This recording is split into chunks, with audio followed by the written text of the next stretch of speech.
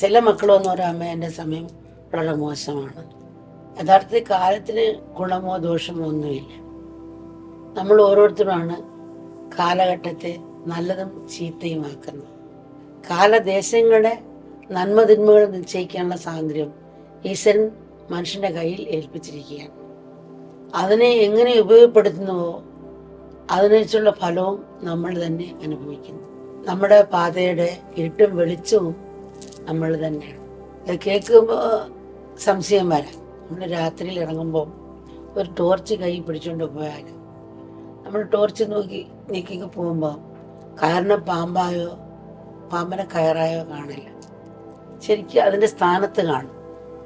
അപ്പം അതുപോലെ ആ ബോധം നമ്മൾ ഉണർന്നു കഴിഞ്ഞാൽ അതിൻ്റെ സ്ഥാനത്ത് കണ്ടാൽ ഒന്നില്ല അതിനെ കണ്ട് നമ്മൾ മാറാം, അതിൻ്റെ സ്വഭാവം മനസ്സിലാക്കി അതിൻ്റെ വണങ്ങ് മാറാം. മറ്റൊരു കയറിന് പാമ്പായിട്ട് കണ്ട് പേടിക്കില്ല. പിന്നെ പാമ്പിനെ അതിനെ മനസ്സിലാക്കി നമ്മൾ നീങ്ങുകയും ചെയ്യാം. കറണ്ട് തൊട്ടാ ഷോക്ക് അടിക്കും. അങ്ങനെ അതിനെ തൊടാതെ അതിൻ്റെ സ്ഥലത്ത് കണ്ട് മാറി നിൽക്കാം. അതിൻ്റെ സ്വഭാവത്തെ മനസ്സിലാക്കി നമുക്ക് മുന്നോട്ട് പോകാം. എന്ന് വെച്ചാൽ ആ ബോധം നമ്മൾ ഉണർത്തി കഴിഞ്ഞാൽ ഈ ലോകത്തിൽ ഇത് രണ്ടുമുണ്ട്. ഇത് രണ്ടും ഇതിൻ്റെ സ്വഭാവമാണ്. ലോട്ടെടുത്താൽ കിട്ടാതിരിക്കാം, അതുപോലെ സ്വീകരിക്കാനുള്ള മനസ്സ് വരും. ലോകത്തിൽ രണ്ടും ഉണ്ടല്ലോ, പകൽ രാത്രിയുണ്ട്, രണ്ട് ഭാഗങ്ങളുണ്ട്, സുഖത്തിന് ദുഃഖമുണ്ട്. ഇത് സ്വഭാവമാണ്. ക്ലോക്കിൻ്റെ ബെല്ല് പോലെ സുഖം ദുഃഖം, സുഖത്തിലേക്കുള്ള ആയവിടുത്ത് ദുഃഖമത്തിൽ വന്ന് നിൽക്കാനാണ്. മധ്യത്തിൽ നിർത്തുന്ന ഭാവമാണ് ധ്യാനം, ആത്മീയത എന്ന് പറയും. അപ്പം അത് മനസ്സിലാക്കി പോകുമ്പോൾ നമ്മൾ അതിൻ്റെ തലത്തിൽ കണ്ട് നമുക്ക് സ്വീകരിക്കാനുള്ള മനസ്സ് കിട്ടും. 90% മനുഷ്യൻ്റെ പ്രയത്നമാണ്, 10% അവിടുത്തെ കൃപയോടെ ആശ്രയിച്ചിരിക്കും. പക്ഷെ 10% ഇല്ലെങ്കിൽ 90 വ്യക്തമാകുന്നുള്ളതാണ്.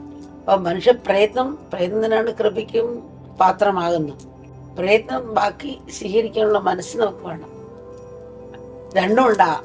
കാരണം നമ്മൾ യാത്ര പോകുമ്പോൾ വണ്ടി ബ്രേക്ക് ഡൗൺ ആവാം, ഇല്ലെങ്കിൽ അവിടുത്തെ കൃപയെ സ്വീകരിച്ചുകൊണ്ട് പോകുന്ന പോലെ ആ ഒരു ഭാവമാണ് നമ്മൾ മനസ്സിലെടുക്കേണ്ടത്. നമ്മൾ പൂച്ചെടിയാണ് നട്ടു വളർത്തുന്നെങ്കിൽ ഈ ഭൂമിക്ക് സുഗന്ധം വരുത്തുന്ന സൗന്ദര്യം തുളുമ്പുന്ന ഒരു പൂന്തോപ്പായി മാറും.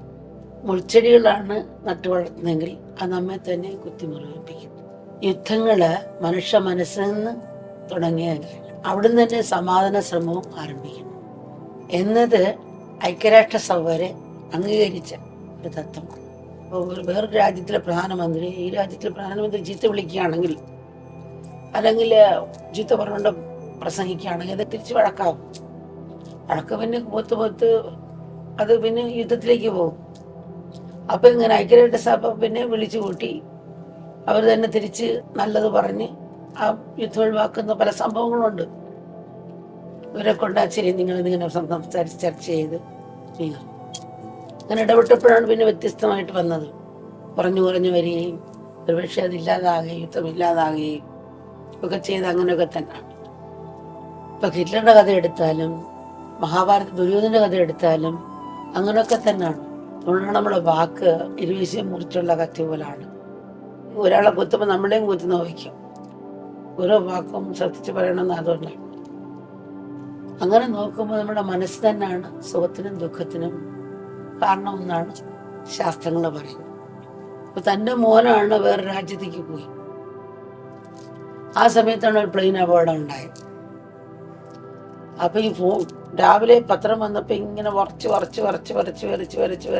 മറ്റേ ആൾക്കാർ അവിടെ നിന്നുകൊണ്ട് വായിക്കുന്നുണ്ട്. ഒരു കടയിൽ കുറെ പേര് പേപ്പർ എടുത്ത് വായിക്കുന്നു. അവർ ഇങ്ങനെ വലിയ ഒച്ചത്തിൽ നിന്നുകൊണ്ട് വായിക്കുകയാണ്, ഇന്ന പ്ലെയിനിന്റെ പറഞ്ഞ അങ്ങനെ ഇങ്ങനെ ഇദ്ദേഹം ഇങ്ങനെ വരച്ച് വായിക്കുക.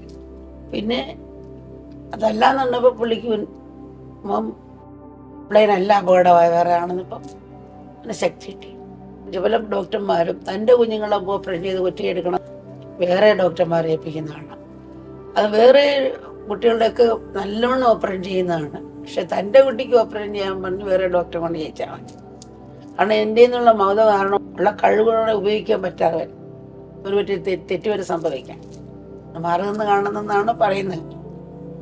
ഈ മാറുമെന്ന് കാണുന്നത് പോലെ സാക്ഷിയായി കാണുക ഇതൊക്കെ ഉണ്ടാകാം. അങ്ങനെ ഒരു ഭാവത്തിലേക്ക് പറ്റാത്തത് കൊണ്ട് നമ്മൾ ബന്ധിക്കും ഇത്. എന്നാൽ കരഞ്ഞു ഫലമില്ലല്ലോ.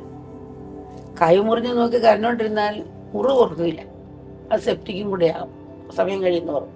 അത് പ്രായോഗികമല്ലോ. അപ്പം പ്രായോഗികമുള്ളതിനെ സ്വീകരിക്കുക എന്നുള്ളതാണ്. അപ്പം അങ്ങനെയാണ് പറയുന്നത്. പിന്നെ ദുഃഖം എന്തായാലും മനസ്സിന് വരും, വരാണ്ടിരിക്കില്ല.